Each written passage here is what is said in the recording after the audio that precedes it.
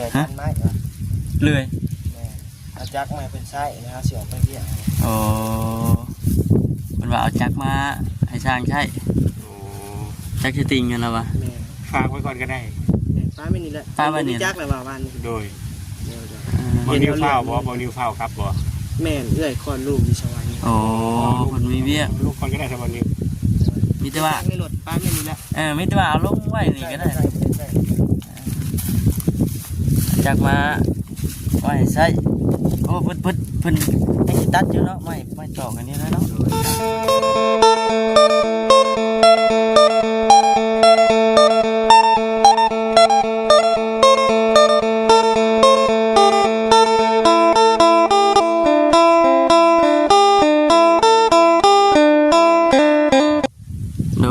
พี่น้องเนาะโหนแห้งขนาดพี่น้องเอาทักทายสบายดีเด้อพ่อแม่พี่น้องกันเบิดสุขุสุคนเด้อพี่น้องพบพ่อพบเจอกันคือเก่ามื่อนี้แกแวะเวียนเข้ามา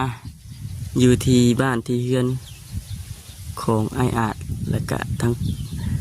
ป้าและพ่อพี่น้องเนาะจากที่เขาแนมเข้าไปเห็นนั่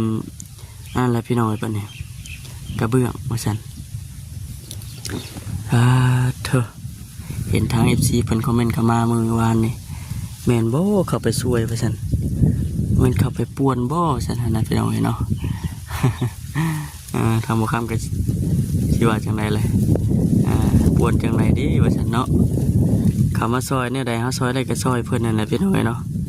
ว่าเพิ่นคอมเมนต์เข้ามาจังไดหั่นนะพี่น้องเฮาถึงเฮาสิบ่ได้ซอยเป็นเงินเป็นข้ามกับซอยเนาะเรือนแห้งอย่างไรพี่น้องเนาะซอยนำผักนำแห้งเก็บผลเก็บหนีซอยเพิ่นว่าสันนะพี่น้องมาเห็นปลาแล้วนังงมอยู่ว่าสันปุ่นเอาพี่น้อง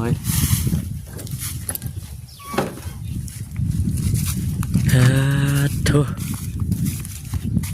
แดดแห้งขนาดแดดมิดสมอยสมีมันนี่เนาะเห็นยังไงปะกิดเฟอยังมาเจออยู่เนาะจิมมี่มันจิมมี่จิมมี่สบายดีเด้อบ้านเด้อสบายดีกินเฟอบ้านนั้นพี่น้องไทยเป็นว่าก๋วยเตี๋ยวเฟอใช่เพิ่นมาเข้าใจนะตอนเที่ยงก๋วยเตี๋ยวด้วยกันเด้อตอนสวยๆเพิ่นนั้นบ่าวอีสังเอามาให้ชื่อเพิ่นยังบอกบ่ชื่อเพิ่นมาก็มาใหม่ซิโนเฮานี่แหละอยู่เขตใกล้นี่นะใช่เนาะแม่นเขตใกล้เพิ่นมาเพิ่นอยู่ซิโนไอ้อ่านแล้วว่าจะชื่อจังได๋ลงกินพ่อเราอยู่ลงกินลังยางลงไปก็เลยบ่ได้ทันได้เฮ็ดหยังเนาะแม่เนาะอันว่าเพิ่นลงไปเมื่อวานนี่เพิ่นว่าจังได๋ว่าทางไอเตียงแล้วลงไปอย่างแหละว่าลงไปเบิ่งเฮือนเมื่อวานโอ้กระเบื้องนี่ก็แม่นบ่นี่แม่นป้าเด้อเอานั่งกี่รถเด้อเดี๋ยวเฮาสิเลาะเบิ่งดอกนี่เพิ่นแก่ขึ้นมาไปสิได้เนาะตัวจักแล้วบ่ยังคือว่าแล้วคือว่าเขาเบิ่งคือว่าแล้วโอ้เพิ่นมาแล้วเพิ่นแจ้งว่าได้จ้ะเพิ่นมาแล้วนี่นั่นน่ะมากนี่มันแล้วเรียบร้อยอันตัวเพิ่นของเพิ่นละมาส่วนตัวเพิ่นตัวนั้นบ่นั่นในส่วนอันนี้ของเพิ่นนี่ถือว่าสำเร็จแล้วเนาะนี่เลยพี่น้องเนาะไม้เศษไม้ที่ว่าทางไอเตียงแล้วลงไปเบิ่งเมื่อวานนี่กับทีมงานสร้างนั่นแหละมั่นพิธีห้อยแล้วก็แก่ขึ้นมาเดี๋ยวรถเพิ่นเองบ่นี่แก่ขึ้นมานี่แก่มาแล้วอันนี้นี่บ่เพิ่นว่านี่เพิ่นเองโอ้โธ่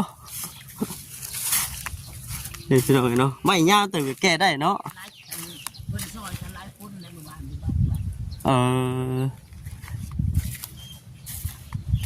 เป็นไม้แน่แล้วก็กระเบื้องพร้อม2 คันเพิ่นบ่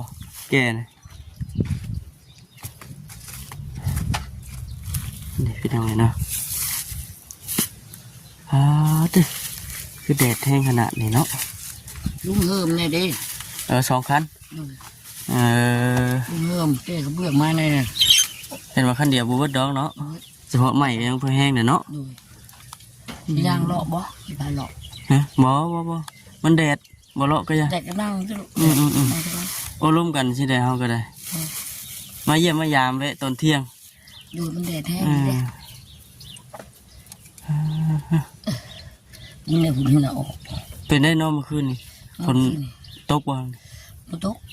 ลมจะตอนนั้นชุ่มเขาอยู่เหลือเลย หลังจากก็ลมจะชุ่มเขาอยู่ไปเลยหลังจากลูกเมื่อแล้วกันแล้วเลย มีสมอยเลยติ นิดเลย ถือว่าโชคดีอยู่ฉันเอาไว้นะ ก็บ่ได้เป็นหยังก็สบายดีเมื่อคืนนี้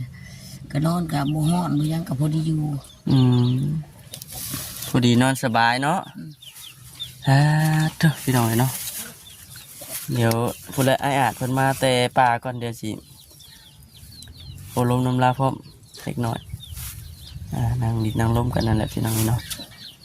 พอเพิ่นมาห้องน้ำห้องในกับไก่ใช่ไหมเนาะ เดินไกลนะ ป๊อดเถอะปุ่นชุดชายตาพี่น้อง ย่างดีเป็นอย่างอื่นแล้วน้อง เนาะ ต้นนั่นแหละ อุ้ยป่าพุ่น ไปบ่ไหวเนาะ ฮะ คนนั้นไปบ่ไหว คนมาให้ย่างคอยยอมย่างครับเนาะ ใหญ่ไปว่าจันโอ้ยเข้าห่มก่อนเด้อแม่เด้อเข้าห่มก่อนผู้ใดนั่งอยู่ห่มข้อก่อนเด้อถ้าอาหารมาเลยจังสีลมน้ำลายพี่น้องเนาะเขากับบ่ได้มีอย่างดอกเขาก็ได้พาซีเพิ่นเข้ามาดิดมาส้มเข้ามาอัปเดตเบิกแล้วก็มาถามไทยเนี่ยพี่น้องเนาะ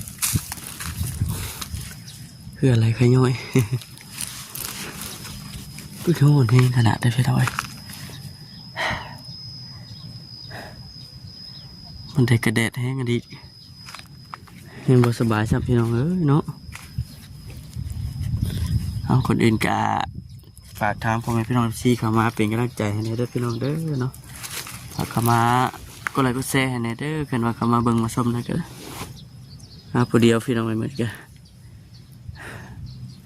เมื่อวานนี่พากันเข้ามาช่วงค่ำๆเมื่อวานนี่มื่อนี้บอกเข้ามาตอนเที่ยงนี่แหละพี่น้องเนาะเข้ามาห่มแล้วก็คือว่าลมพัดเย็นๆนี่มื่อนี้ก็บ่ได้ซื้อเครื่องซื้อของมาดอกพี่น้องเนาะสีอันเอาเงินให้ทางไอ้อาจเพิ่นนั่นแหละไว้พอได้ซื้ออยู่สิกินเด็กๆน้อยๆนั่นแหละพี่น้องเนาะบ่ว่ากันเด้อพี่น้องเด้อบางทีมื้อใดเฮาบ่ได้เอาให้กะเอาบ่เป็นหยังซอยน้ำจิตน้ำใจเก็บไม้เก็บตอกซอย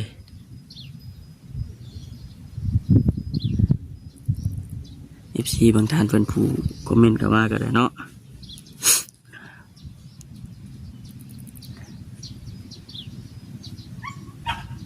นั่นแหละพี่น้องเอ้ยคือหัวเนี่ยความหวังสุดท้ายนี่ก็คือ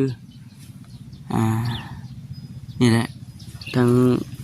ไอ้อาจแล้วก็เพิ่งพาใส่ทั้งไอ้เตียงเพิ่นแน่แล้วก็ผู้รักผู้ใหญ่เพิ่นแน่กันว่ามีทั้งไอ้เตียงแล้วก็ทั้งผู้รักผู้ใหญ่เพิ่นสดซอยก็โอ้ไปจักจีเฮ็ดจังได้แหละพี่น้องเอ้ยเนาะแล้วก็ได้ที่ว่าเป็นบุญแล้วก็เป็นโชคใหญ่หลายอย่างมาแล้วพี่น้องเอ้ยง่ายมา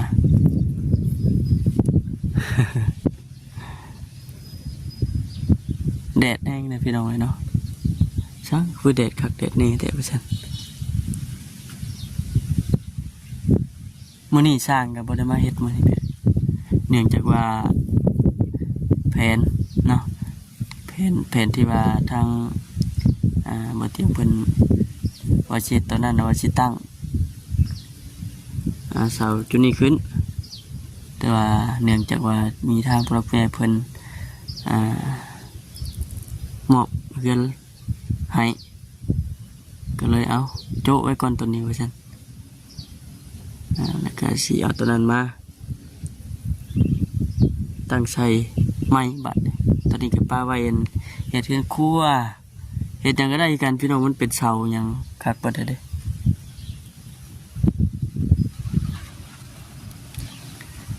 มันก็คักกลัวไหมเราเอามาเฮ็ดนี่ดอกเนาะพี่น้องเนาะนั่นก็ขอว่าบ่มีเลยเอาไม้ยิ้วมาหยังไปซั่นบ่ได้อยู่ในสดซั่นแล้วก็บ่คิดจะนะว่าสิมีผู้หลักผู้ใหญ่เพิ่นสดซอย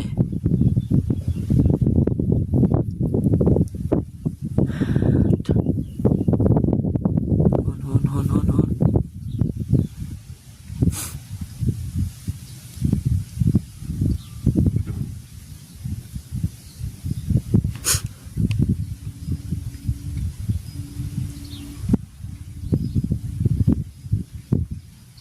ขี่ดึกจักมาพี่น้องปุ่นเนาะ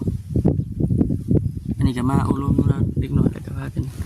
เมื่อยแล้วบ่คำก็ได้พี่น้องเนาะ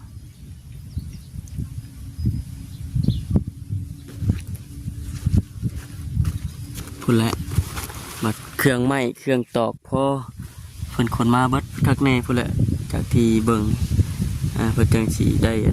ดำเนินการลุยต่อสร้างเพิ่นจังสิได้มาเฮ็ดนะพี่น้องคือในช่วงนี้ในตอนนี้ก็ยังบ่ทันได้เฮ็ดหยังนะทั้งทั้งงานแล้วก็โจไว้ก่อนว่าซั่นเลยทันได้เฮ็ดหยังโอเคเด้อพี่น้องเด้อเนาะได้ก็ติดตามเบิ่งผลงาน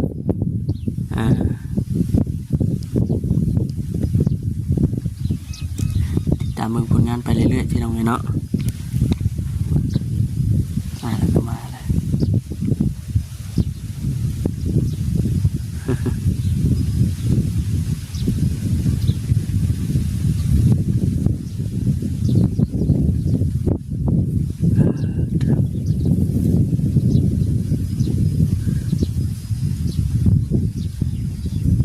เพื่อจะมาฮอดกับมันง่ายนะพี่น้องเลยปวดฟัวแดดเนาะก็บ่แดดแท้นี่คือบ่ยกปลามาตั้งใกล้ๆนี่ไอ้ ข้าตรงหน้าเพิ่น มันค่าตรงหน้าเพิ่นบ่โอ้ไก่เยี่ยมสิเนาะฮะ ครับ ฮะ จะมีหมองหนัง ไปพุ่นก็ได้สบายดีเด้อสบายอีกเทื่อนึงมานั่งดินน้ำมื้อนี้มานั่งโอโลมน้ำมื้อนี้ โดย อย่าว่าช่วงง่ายเพิ่นบ่อยู่อย่าว่าเหงาเด้อบ่คิดก็ไปพุ่นแหล้ว นี่ครับผม บ่นะอยู่แถวชิโน่เนี่ยเพิ่นไปเวียกเพิ่นนะเพิ่นเดินน่าสิไปบนเดียวกับเขาไอ้เตียงเพิ่นนั่นแหละ โอ้ผมกินทานใหม่ นั่นแหละน่าสิไปบนเดียวกันไปได้เมื่อยบ่ย่างมาแต่ไกล โอ้เมื่อยอยู่พี่น้องเอ้ยคำที่เขามาแล้วบ่ กินแล้ว คำใดยังกินเนาะ มื้อนี้ตำบักหุ่งตอนเที่ยงกินตำบักหุ่งแล้วก็มา กินเรียนบ่ เฮือนทำแม่แวะเฮือนทำแม่แล้วก็มาพี่ก่อนว่าซั่นมันยังมาเนี่ยก็สวยแล้วมันแดดเนี่ยนะขึ้นมาไปทางอื่นก็มันแดดแวะมานี่ก่อนว่าซั่นแวะเข้ามาเยี่ยมก่อน เด้อดีแล้วแม่มาเยี่ยมมายามให้กินข้าวถึง โอ้ยซีบางทานเป็นกินทอดกินถึงมาเนาะมีหลายคนมาเข้ามานี่กัน มื้อนี้ก็ ช่วงเช้า คนมี3 คน อืม มีสาวบุญเบาเสียงแล้วก็เบาผัดไทย บ่าวผัดไทยมื้อแรกว่าเพิ่นเข้ามา มื้อแรกเพิ่นเอาไม้มาส่งเมื่อวานนี่ก็บ่เป็นมื้อแรกแล้วแหละเมื่อวานเพิ่นก็มา โอ้เมื่อวานนี่ก็มา โดยตอนแรงนี่เอาไม้มา โอ้แสดงว่าเพิ่นมาสองเดือนนี้แล้วซะเนาะเพิ่นเอาไม้มาทางไหนน่ะ เอามาตั้งแถวทางบรรทัด โอ้ไปน้ำเดียวกันก็มันนี่บ่ กับบ่เตียง ฉันเนาะเพราะว่าเราก็อยู่แถวซิโน่ด้วยเนาะ นี่แหละ ข้าก็บ่ฮู้แล้วฮู้กันมีแต่สิโนย แล้วหนึ่งมาเอากับว่าได้ไปทางนั้นคือเนาะขอบเขตและนอกพุ่นที่อ จะ ยู่ มาอย่างนี้ก็2 เดือนปลายเดี๋ยวก็ยังบ่ไปซะอยู่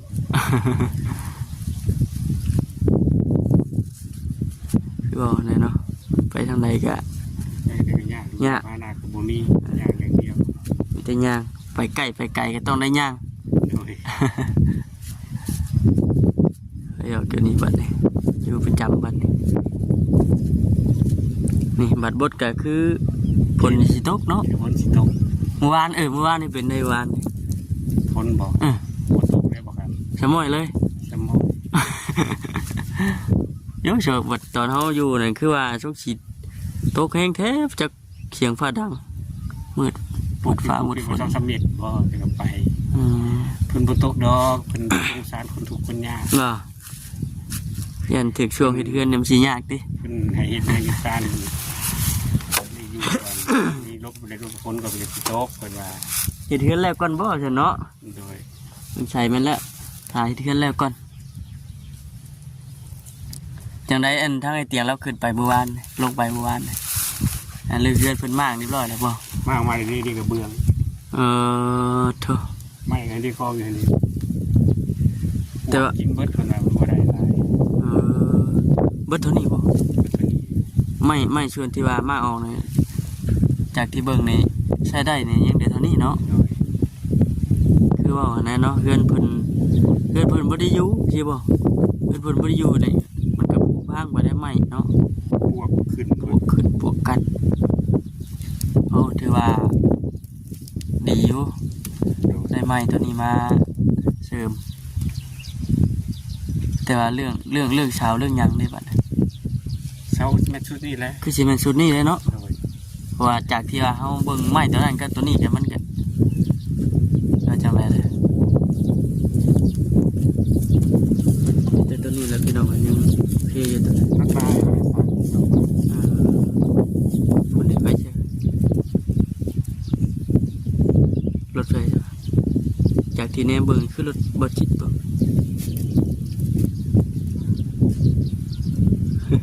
คือเลย แม่นบ่บ่แม่นนี่แหละพี่น้องเอ้ยเนาะตอนบ่ายนี้แม่นสร้างเขามาลุยต่อ เข้ามา โอ้ เบาผัดไทยเป็นว่าเมื่อกี้มันบ่ายทางที่เขามา นั่นแหละเนาะมาลุยต่อนี่แหละนี่ดำเนินการต่อแต่ว่าคู่ตัวนั้นเลยยังบ่ทันเลย มี6 เสาเลยไปครับ อ๋อมี6 เสา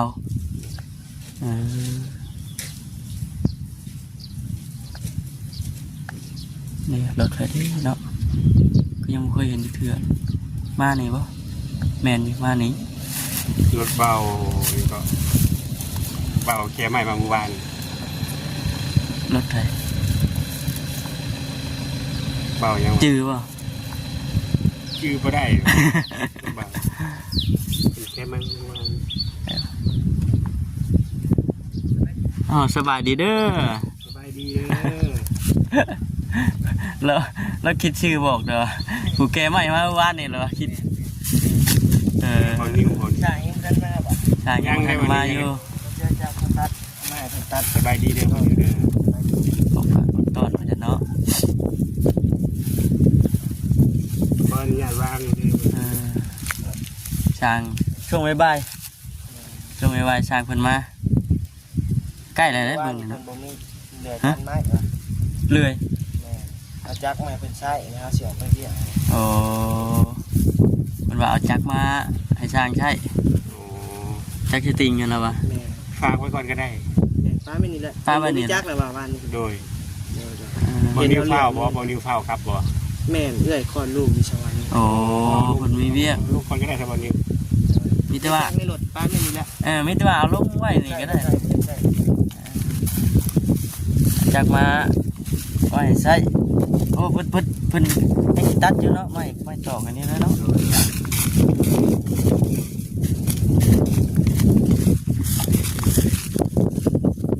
จักรสติงตาเลยเห็นว่าตัดกันพวกนี้นะตัดเนี่ยพร้อมกับลิน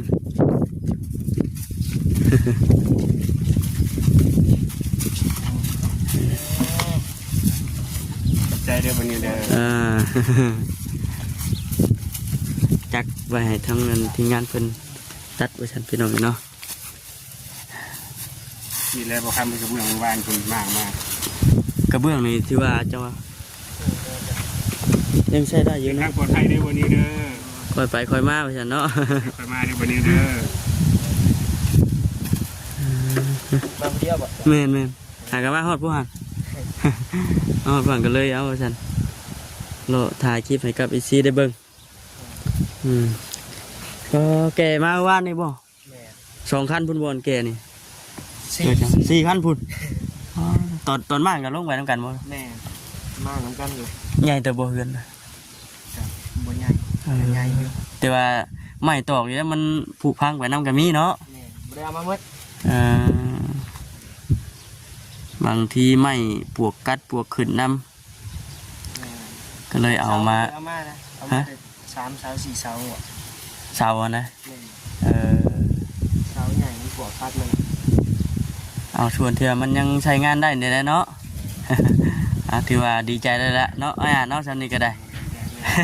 เจ้าในซิโน่เลยกระเบื้อง เออ เออ ฝนตกกับบ่ยาก บ่ย่านบัดนี้บ่ย่านอันนี้ก็ถือว่ายังใช้ได้อยู่อันนี้ก็ได้เห็นว่ามุงเป็ดตัวนี้เขาเป็ดเขาไก่แล้วก็โอเคอยู่เห็นว่าได้ใหม่ให้ดีขึ้นกัน เอาโอเคได้ละพี่น้องเนาะมีแต่ว่าคลิปนี้กับมีแต่จบคลิปก่อนเลยมันนี่เบิ่งไว้ติดตนติดโตเด้อไปหลายเดือนบ่ บริสื่อแนวต้นทำพี่น้องเนาะไว้ติดตนติดโตไปหันไปนี่และซื้อนั่นซื้อใน โอเคไอ้ ปล่อยให้กับพี่เจ้าก็ขอเจ้ากันเข้าเด้อครับเด้อที่ได้ถูกถ้าจะถูกไปเป็นคลิปถ้าจะมีก็ขอให้รับอะไรก็คือแม่เจ้า100,000เท่าตลอดปีและตลอดไปเด้อคำเด้อ สาธุเนาะไอ้ก็คือการเศร้าไว้ประหยัดประหยัดก็ได้เนาะหายไว้นี่แหละพี่น้องเนาะทำมาคำมื้อนี้ก็ได้เดินทางมาไปเวียนมาอัปเดตให้กับพ่อแม่พี่น้องที่เราได้เบิ่งกันว่าจังเมื่อวานนี้เขามาช่วงค่ำวันนี้เขามาไก่กันเลยเนาะ ไปเนาะโอเคดีๆแม่พี่น้องสบายดี